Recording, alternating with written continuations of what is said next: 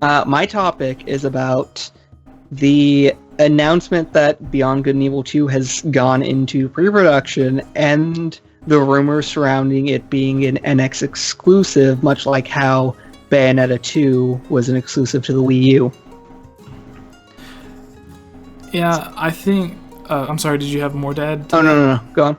Okay, I was gonna say, before when you mentioned this, you didn't mention Bayonetta, but that was the first thing that came to my mind was a game that wouldn't traditionally be thought of as a Nintendo exclusive being sequelized and then put on a Nintendo platform, because I think we've seen like an image or like a teaser trailer or something for Beyond Good and Evil years and years ago. Yeah, it was a teaser trailer, like an announcement trailer, and then we heard nothing about it for years. Yeah. So I think maybe if this is true, then maybe the situation is that they started it and they lost funding or something happened and it went into what everyone calls production hell, to where the game just doesn't go anywhere, kind of how The Last Guardian and Final Fantasy Versus 13 was changed to Final Fantasy 15.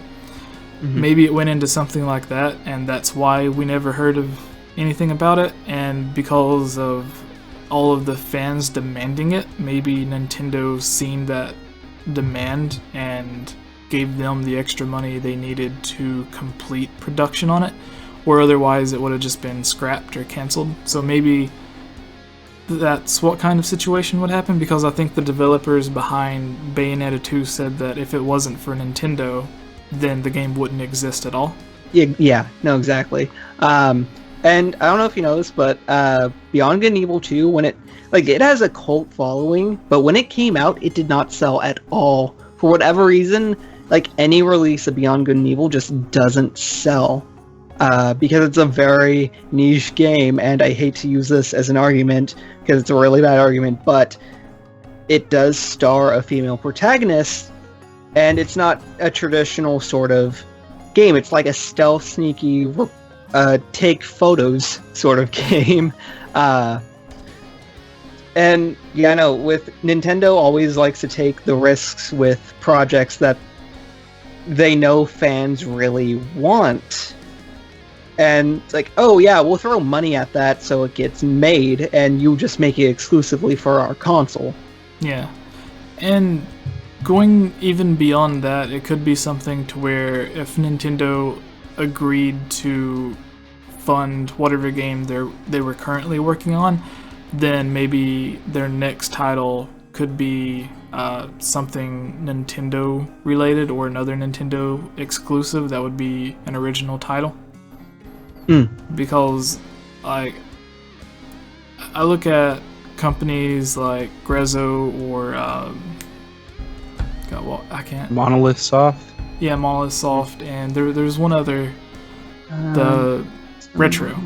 Oh yeah, Retro. Yeah, Retro, to where they started off with, or they didn't start off, but for Nintendo anyways, they started off with certain games, and then they were able to work on actual huge Nintendo IPs, and Retro completely revolutionized, I would say, the Metroid series. So maybe it could be something like that, to where they take an IP that no one else really has the time at Nintendo to work on, because we see like Star Fox games don't necessarily come out that often. So if they're able to do something or a collaboration like how they used to do with the Zelda series and Capcom, to where Capcom made Minish Cap and the Four Swords games, and then the new collaboration they did with the Dynasty Warriors team for Hyrule Warriors, maybe they look at it as, if they help fund this game, then maybe instead of using one of their internal teams, since Nintendo gave them the funding to put out Beyond Good and Evil 2, then they're likely to work on a Metroid or Star Fox or Kirby game that they wouldn't necessarily take the risk on themselves to make. That's the way that I look at it. It might be, I don't know, kind of an out there thought, but it's my thought. What about you, Rick? Honestly, I've never played Beyond Good and Evil. I did read a little bit about the announcement and stuff like, or the leak or rumor or whatever. But from what I'm seeing, the first game was on a bunch of different platforms. So, you know, it's likely it's either coming out for a bunch of different platforms, or like what Jesse said, you know, they kind of took them under their wing after that reveal trailer that they had. Yeah, this is a Ubisoft game, right? Yes, it's a Ubisoft game.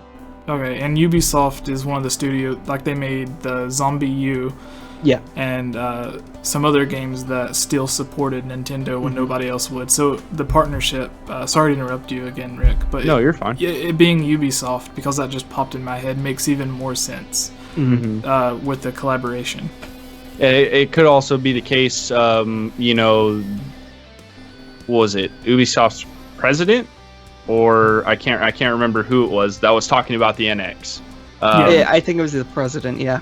Okay. Yeah, they're one of the only companies that's actually came out and spoken about the NX. Yeah.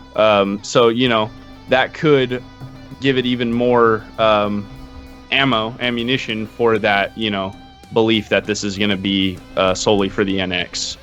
But basically, that's all I have. I actually need to go and play it because I'm reading about it right now. Yeah.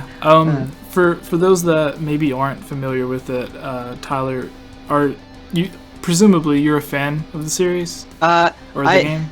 I've played a bit of it, not a whole lot, but yeah, I am a fan. Are you familiar enough with it to explain to those listening that may just be hardcore Nintendo fans that may not know exactly what the game is? So I can try. So in Beyond Good and Evil, you play as this reporter Jade, who teams up with this pig, and there's one other character, and I can't remember it. And real Beyond Good and Evil fans will yell at me for this. But and you just go around the city. You sneak around. Think of it like Metal Gear Solid, or I'm trying to think of another example. In Wind Waker, when you're on the Forsaken Fortress and you have to sneak around, sort of thing, sort of like that, mixed with taking photos. That's the best way I can really describe it. Like I said, I haven't played a whole lot, so I can't really talk about the story at all, but honestly, it's been released so many times that you can basically find it anywhere if you have any interest in picking it up. Yeah. And do you think that's another thing, is where earlier you mentioned that it does have its own hardcore cult following? Do you think with it being an NX exclusive, that is also Nintendo trying to reach into people that possibly wouldn't be interested in the NX or Mario games, but since this is coming out, then that gives them that extra reason to try out the NX?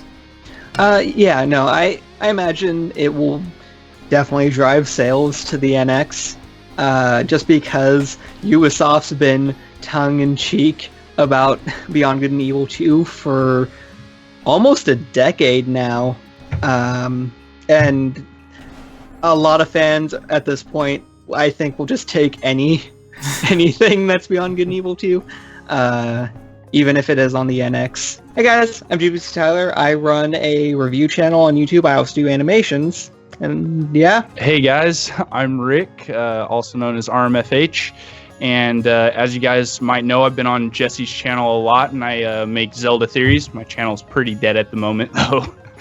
So. What's up everyone, this is Jesse, and welcome to The Inslate.